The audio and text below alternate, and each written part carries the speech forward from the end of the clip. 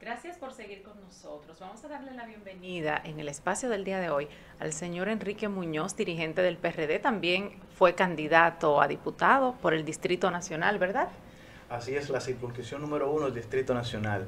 Y un político ya de larga data que sí, hoy va a aportarnos mucho acerca de todo lo que tiene que ver con la creación de un código para, digamos, se podría decir, regular el sistema de partidos y electoral de la República Dominicana. Sí, trata de abarcar toda la temática electoral, toda en su conjunto. ¿Por qué un código electoral? Porque la experiencia que ha habido en la República Dominicana con la aplicación de la ley 3318, o mejor llamada ley de partidos políticos, de agrupaciones y partidos políticos, sumado a la 1519, que es la que trata el régimen electoral, ha dejado una experiencia que yo creo que es conveniente para la nación aprovecharla.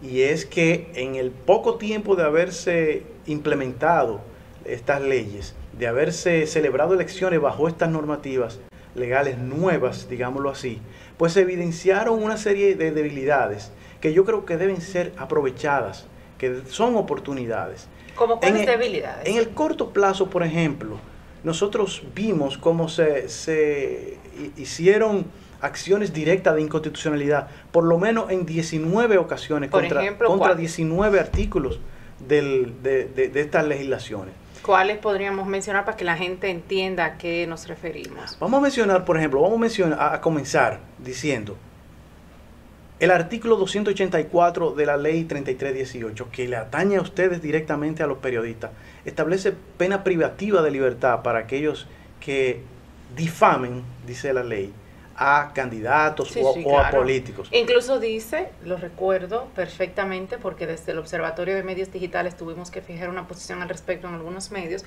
que cualquier persona, incluso que difame a través de redes sociales, aunque sea un candidato, o sea, tú no puedes opinar. Eso es. Entonces, estamos hablando de prácticamente una mordaza contra el periodismo. Y definitivamente esa es una de las temáticas que hay que tratar en este nuevo escenario que ha creado el comité, el Consejo Económico y Social, que hay que reconocer esa iniciativa del presidente Abinader de convocar al diálogo y sobre esta temática crear una mesa para el conocimiento de este tema que es muy especializado y que aunque sea especializado, yo creo que si ciertamente debemos ver a los delegados políticos de los partidos, debemos ver a los especialistas en derecho electoral, también no descartaría que se hicieran vistas públicas a fin de conseguir todo el concierto de opiniones y todas las experiencias, porque hay mucha gente, por ejemplo, que procura que especialistas en tema electoral aborden esta temática, que hagan una propuesta y que sobre esa propuesta entonces comencemos la discusión. Mire, yo que he militado en un partido político, Cristal, ¿por cuántos años? Muchos. Muchos. Ya peino canas, como decía Peña Gómez. Yo soy hijo político de Peña Gómez, para comenzar por ahí.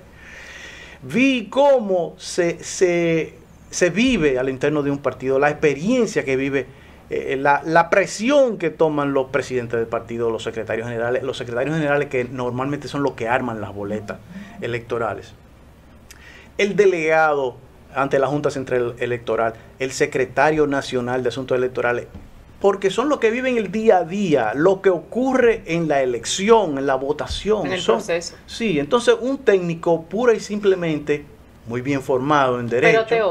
Pero teórico, que no ha estado ahí, cogiendo esa presión en el caliente que es el día a día, el contacto con los candidatos, que es una cosa terrible.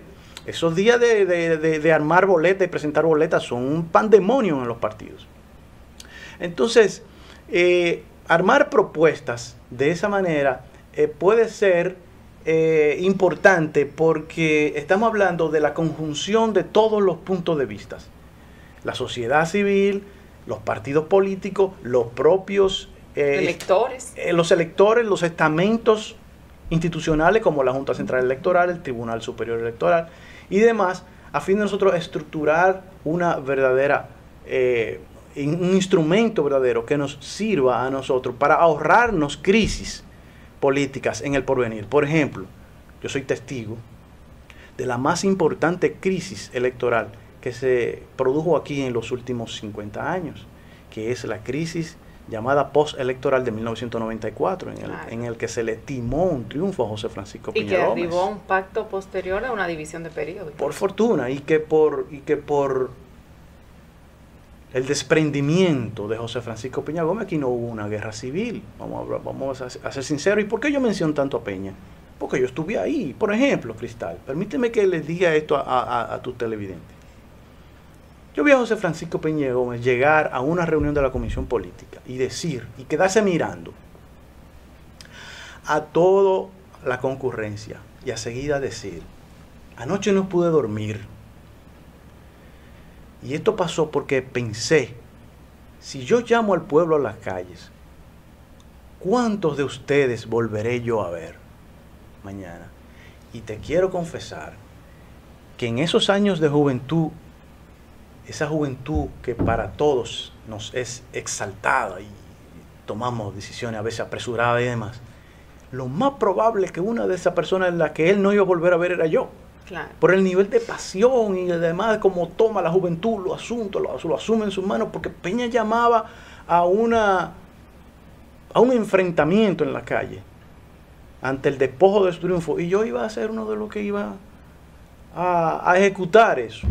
Entonces, ante la grandeza de este hombre que vio su derecho conculcado, prefirió, como dijo él, que no llegar al Palacio Nacional bajo la sangre, bajo el derramamiento de la sangre del pueblo dominicano. Entonces nosotros, vistas estas experiencias, vista también el asomo de crisis que hubo en el año 2020, en las elecciones municipales por un lado, y en las presidenciales y congresuales de mayo, del 17 de mayo, tenemos que tomar esta experiencia. Ya hemos aprobado, tenemos en vigencia 2 importantes leyes, las posibles fueron.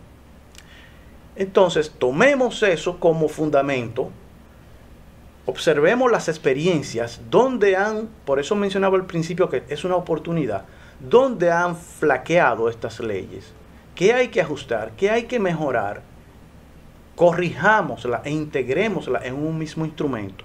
Porque, por ejemplo, la ley de régimen electoral modifica la 295-97, que es la antigua ley de régimen electoral. Esta es orgánica, es una categoría de leyes distintas. Claro. Entonces esta deroga esa disposición anterior, pero deroga cerca de 40 otras disposiciones de otras leyes que quizás no fueron incluidas con la promulgación de la nueva ley. Que le son contrarias, y dice así la ley, que le sean contrarias. Entonces, ¿qué significa eso? Esta ley de régimen electoral consolidó al menos 40 legislaciones anteriores. Sustituyó la principal, que era de régimen electoral, y consolidó al menos otras 40 que le eran contrarias. De esa misma manera debe verse el Código Electoral. Consolidar la ley de partidos 3318 con la ley de régimen electoral 1519. Y estamos en este momento frente a una verdadera oportunidad. Oportunidad porque mañana, el mes que viene, Cristal, no son las elecciones. No son dentro de 3 meses ni dentro de 6. Este es el momento en el que un pueblo que planifique, que vea hacia el futuro, puede sentarse y decir, vamos a evitar crisis en el porvenir.